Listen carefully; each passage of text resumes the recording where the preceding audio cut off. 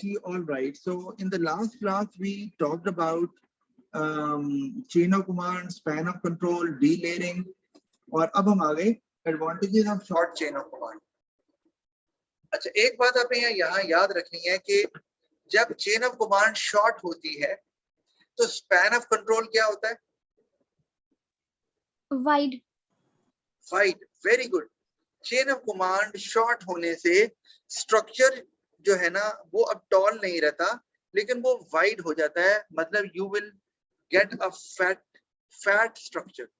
फैला हुआ होगा. अच्छा, very good. अच्छा, अब उसकी implications हैं कि जब एक structure short हो जाता है, कि वो chain of command short हो गई है और अब wide हो गया है वो, तो structure short होने से क्या होगा? जैसे सबसे पहला point लिखा हुआ है, message can be sent quickly from top to low level as there are less levels in the organization. This is an advantage. अब ये advantage आ गया, मैंने वैसे as का word इस्तेमाल करके, जो कि एक connective है, डेवलपमेंट की हुई है, लेकिन और बेहतर भी डेवलपमेंट इसमें हम कर सकते हैं कि मैसेज जब जल्दी पास ऑन होगा, क्योंकि लेवल्स कम है, तो उससे क्या होगा?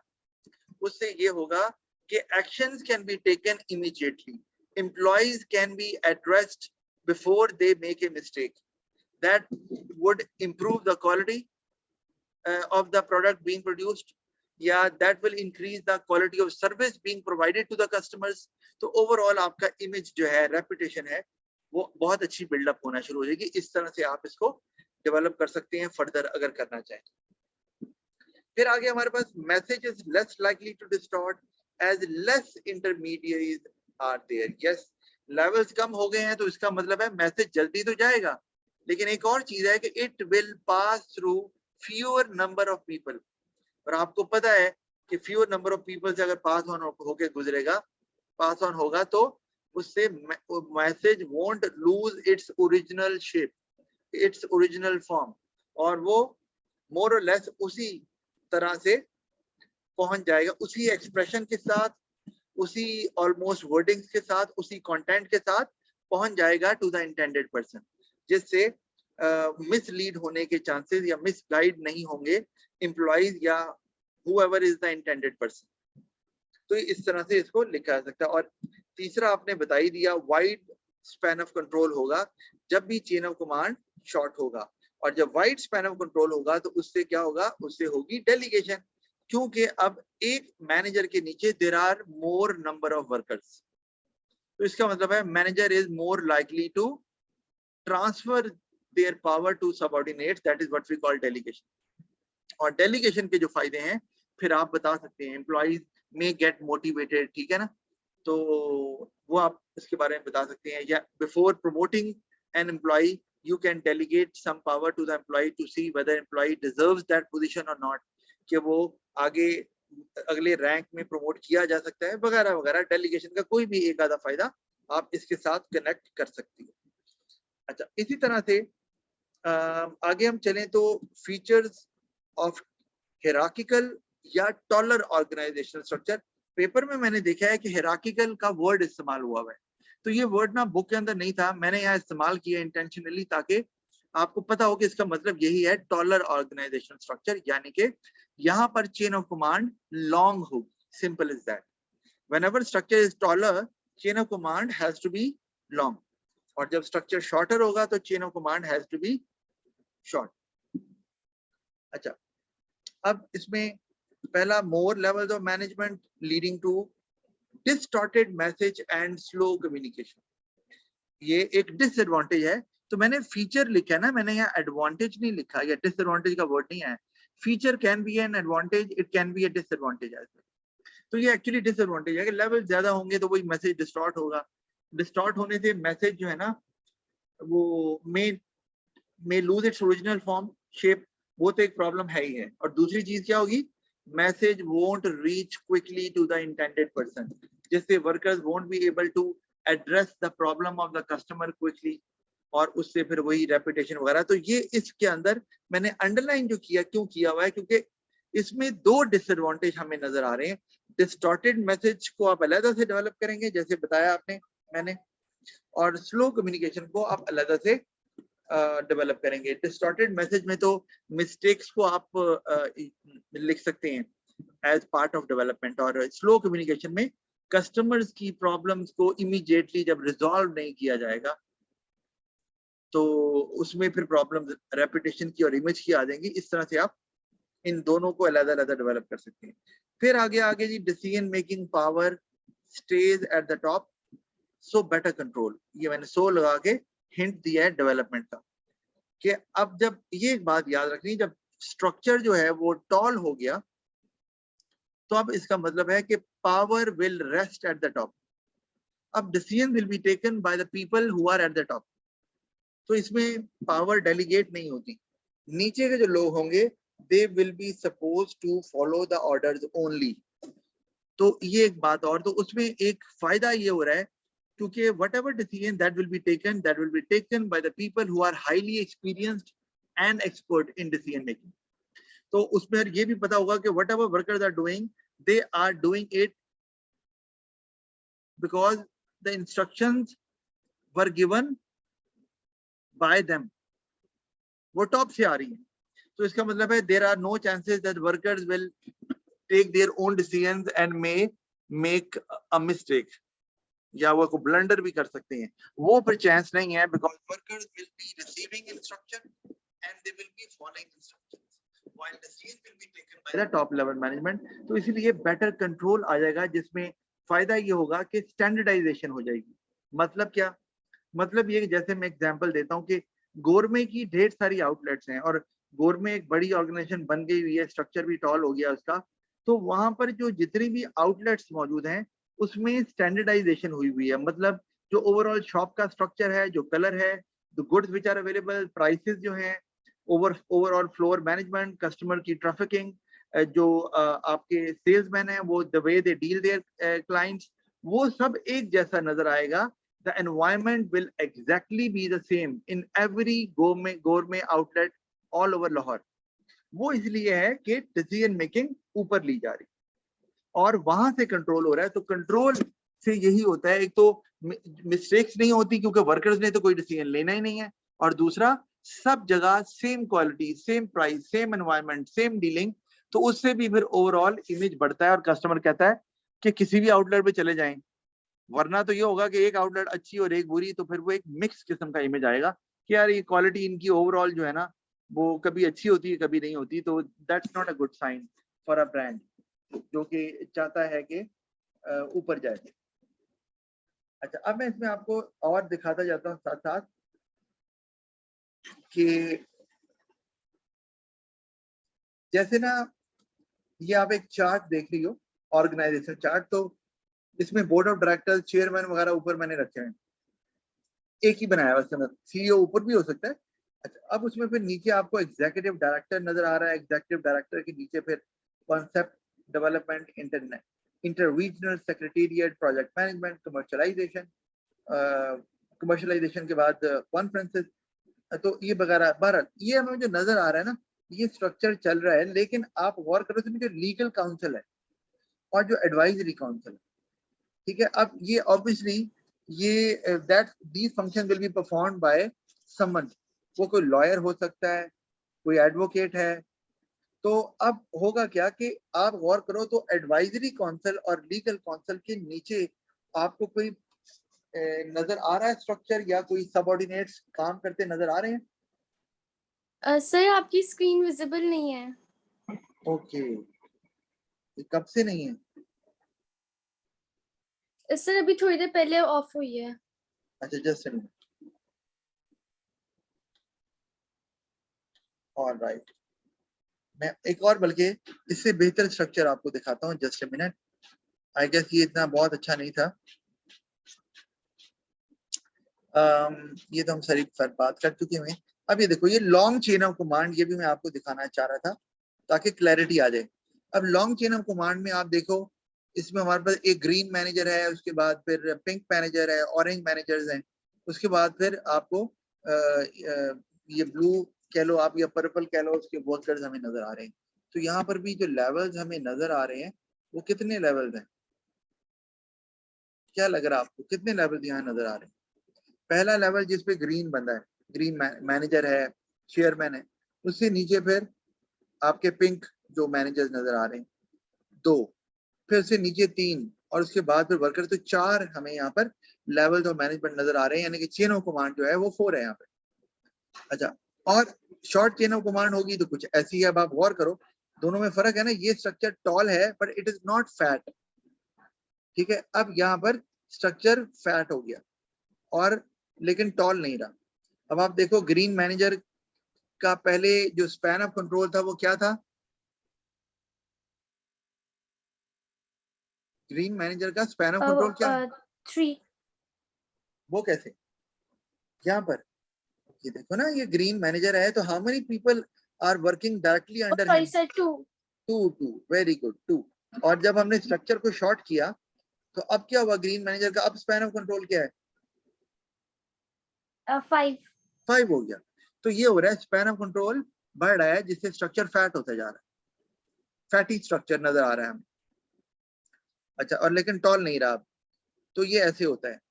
अच्छा, अब जारी बात है, अब ग्रीन मैनेजर ने अगर पास ऑन करनी है इंफॉर्मेशन पर्पल वर्कर को डाउन देयर यहाँ पर, तो वो बहुत जल्दी पहुंच जाएगी, लेस लाइकली टू स्टार्ट। यहाँ पर it will take more time obviously. अच्छा, अब उसके बाद हम, अच्छा ये wider span of control, narrow span of control, ये वही, अगर स्पैन ऑफ कंट्रोल नैरो होगा तो स्ट्रक्चर टॉल हो गया, सिंपल इज दैट। और अगर स्पैन ऑफ कंट्रोल वाइड है तो स्ट्रक्चर ऑटोमेटिकली शॉर्ट हो गया। ये रिलेशनशिप नहीं भूलना आपने। यानी कि अगर कोई पूछे ना कि long chain of command, long chain of command के फीचर्स बताएं या उसके फायदे नुकसान बताएं, तो लॉन्ग चेन ऑफ कमांड के फायदे नुकसान या नैरो स्पैन ऑफ कंट्रोल के फायदे नुकसान ये दोनों सेम रहेंगे, क्योंकि नैरो स्पैन ऑफ कंट्रोल जब होता है तो लॉन्ग चेन ऑफ कमांड आ जाता है। इसी तरह अगर कोई आपसे पूछ ले कि शॉर्टर जो चेन ऑफ कमांड है उसमें क्या फीचर्स होते हैं या फायदे नुकसान, तो वही फायदे नुकसान होंगे जो वाइडर स्पैन ऑफ कंट्रोल में होते हैं, क्योंकि जब चेन ऑफ कमांड शॉर्ट होता है तो स्पैन ऑफ कंट्रोल वाइड हो जाता है। अच्छा, फिर ये आपको दिखा दिया, लॉन्गर चेन ऑफ कमांड है तो टॉलर ऑर्गेनाइजेशन स्ट्रक्चर है, और अगर शॉर्टर चेन ऑफ कमांड है तो शॉर्टर ऑर्गेनाइजेशनल स्ट्रक्चर हमें नजर आ रहा है, स्पैन ऑफ कंट्रोल वहां पर वाइड हो जाएगा। और इसके फीचर्स हमने डिस्कस कर लिए हैं, फायदे नुकसान ये नजर आ रहा है हमें यहाँ पे, पर मैं इसको नहीं डिस्कस कर रहा क्योंकि ये इतना मुश्किल नहीं है और हम कर चुके हैं इसको डिस्कस। अच्छा, ये यहाँ मैं डिस्कस करना चाहता हूँ। अब आप गौर करो, आपको ऊपर चीफ एग्जीक्यूटिव नजर आ रहा है। Chief executive is part of directors, जो कि डायरेक्टर्स के भी ऊपर होता है। तो chief executive stage at the top tier of the management. तो उसके नीचे हमें अभी आईटी मैनेजर और इकोनॉमिक फोरकास्टर को छोड़ दो, उसके नीचे डायरेक्टर आ रहे हैं, production director, financial director, purchasing director, marketing director, human resource director, और उसके बाद नीचे मैनेजर नजर आ रहे हैं, and so on and so fourth. अच्छा, अब इसमें आप गौर करो तो प्रोडक्शन डायरेक्टर के नीचे भी हमें लोग नजर आ रहे हैं, फाइनेंशियल डायरेक्टर के भी नीचे नजर आ रहे हैं, परचेजिंग डायरेक्टर हो गया, मार्केटिंग, सबके नीचे हमें नजर आ रहे हैं बंदे मौजूद हैं। आईटी मैनेजर और इकोनॉमिक फोरकास्टर के नीचे कोई नहीं है। तो आपने याद रखना है, such people are called staff managers. इन्हें स्टाफ मैनेजर्स क्यों कहते हैं? They are highly expert people in their own field, but they do not have any subordinates. इसका मतलब है they do not have any direct authority over the subordinates. जो भी उनके नीचे, कहीं भी उनके डायरेक्टली नीचे तो कोई काम नहीं कर रहा, लेकिन उनके नीचे बहुत से लोग काम कर रहे हैं। तो what is their purpose? Their purpose is to report to the chief executive. ठीक है, जो भी उनकी एक्सपर्टीज है, जैसे आईटी मैनेजर है, वो कह रहा है कि वो सजेशन देना चाह रहा है कि our computer software are now getting older and we'll be facing problem carrying out production process, so it is better to update our softwares. This is being suggested by IT manager to chief executive. अगर वो कर रहा है ये काम, तो chief executive obviously will listen to IT manager, क्योंकि ये एरिया IT मैनेजर का है और IT मैनेजर से बेहतर पूरी ऑर्गेनाइजेशन में कोई नहीं जानता अबाउट सॉफ्टवेयर के when to update those softwares. तो वो एडवाइस करेगा। इकोनॉमिक फोरकास्टर भी इसी तरह कि आगे जो है वो बिजनेस में, बिजनेस एनवायरनमेंट में क्या होने वाला है, जैसे कि गवर्नमेंट कोई टैक्स लगाने वाली है या कस्टमर्स के बाइंग पैटर्न में कोई चेंज आने वाला है, इनकम लेवल बढ़ने वाला है, कम होने वाला है, कंपटीशन बढ़ना है, कम होना है, वगैरह वगैरह जो कुछ भी होने वाला है। इकोनॉमिक फोरकास्टर जो होते हैं या होता है who has sound knowledge about the environment where business operates, तो वो बिजनेस को सजेस्ट करता है, एडवाइस करता है। तो इनका काम ये आपको बता दिए, they are expert, highly experienced in their own field, but they do not have any direct authority over anyone who are working down or below them. तो लेकिन ये सजेस्ट करते हैं, चीफ एग्जीक्यूटिव को डायरेक्टली रिपोर्ट भी करते हैं।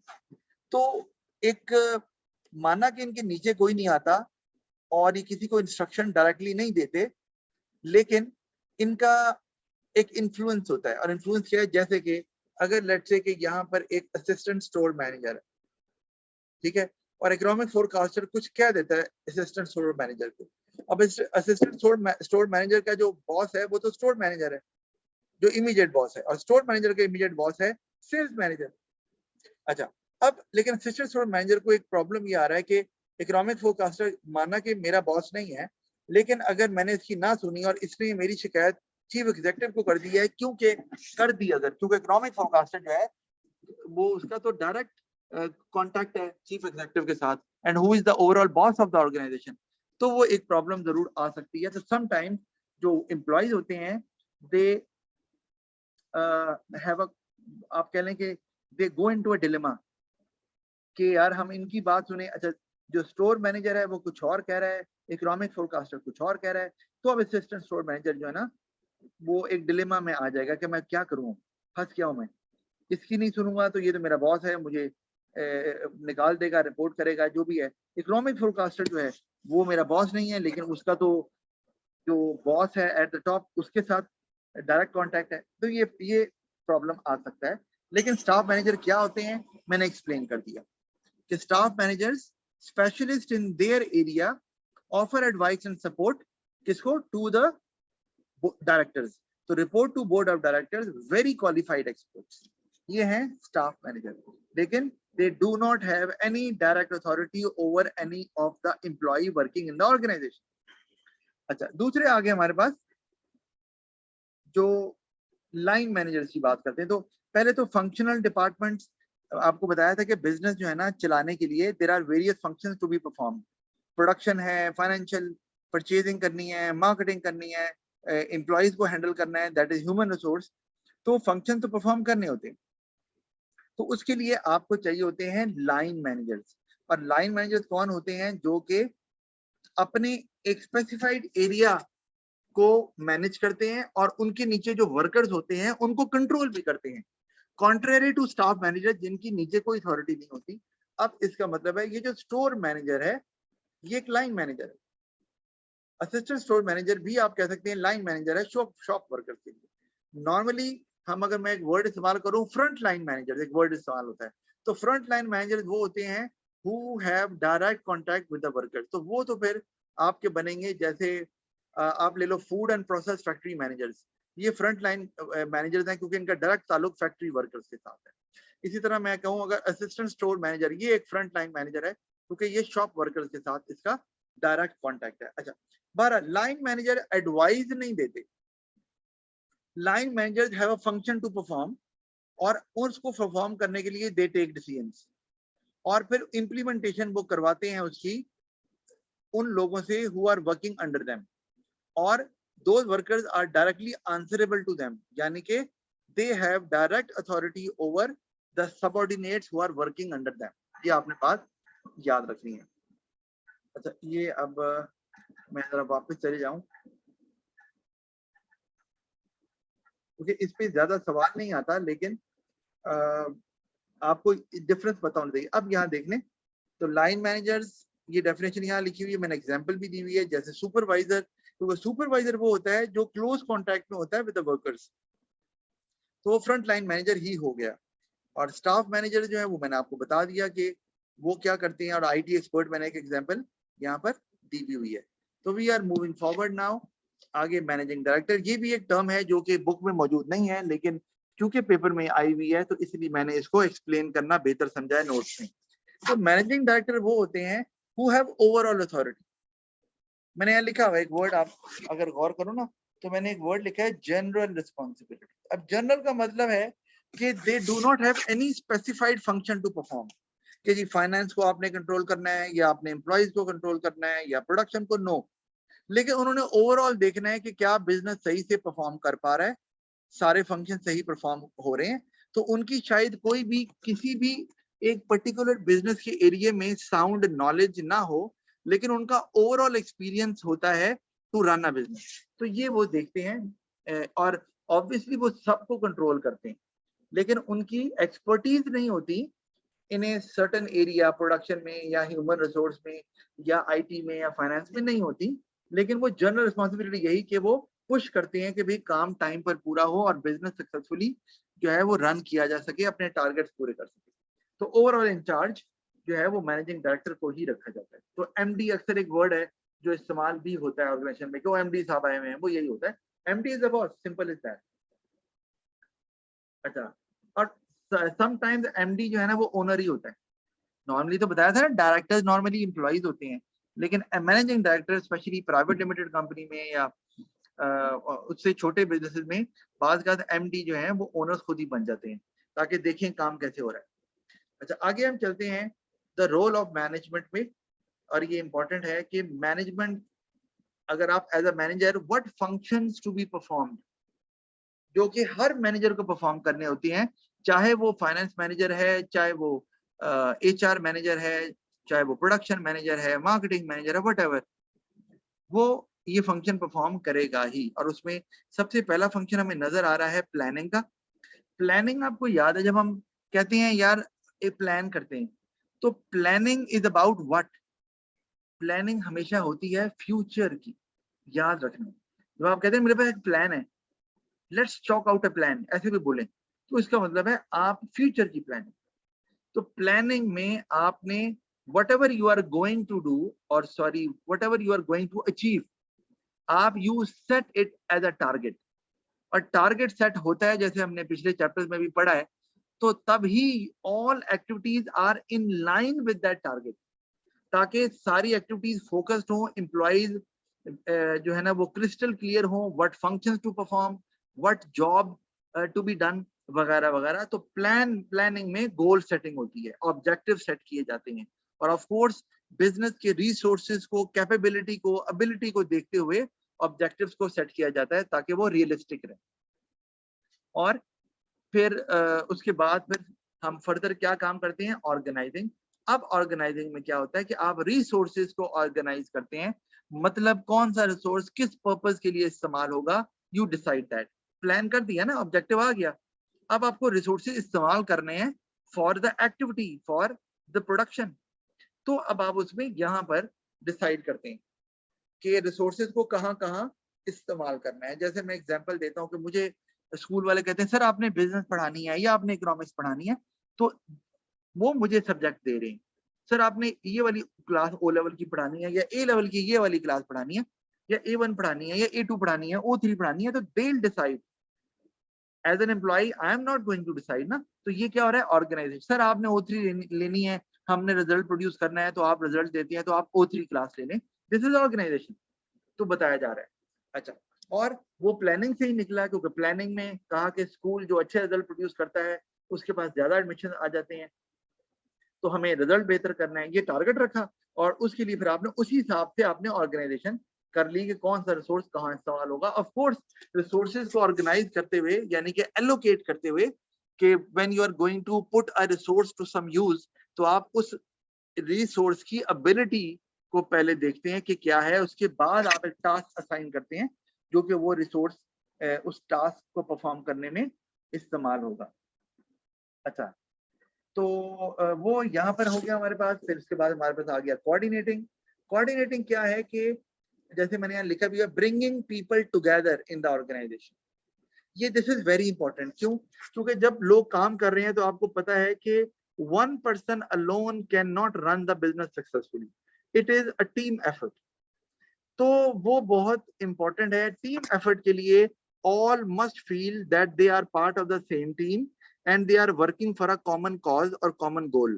ये सबकी थिंकिंग होनी चाहिए। अगर सबकी थिंकिंग ये है कि नहीं यार हम अपना काम कर लें, इसका काम बेशक ना हो, हम तो कर लें, वाह वाह मिल जाएगी हमें, तो उससे इस एक बंदे का काम तो पूरा हो जाएगा, but organisation will not be able to achieve the target successfully, क्योंकि एक बंदे के टारगेट पूरा करने से ऑर्गेनाइजेशन का टारगेट पूरा नहीं होता। वो सिर्फ तब होगा when as a team collectively you are able to achieve the targets. तो इसका मतलब है employees must cooperate with one another, employees must support one another. When one employee gets into difficulty, so to resolve that other employee must help that employee. लेकिन ये तभी होगा जब वो फील करेंगे कि they are part of the same family, same team, और उन सब का ऑब्जेक्टिव कॉमन है, तो सब एक दूसरे से कनेक्टेड हैं।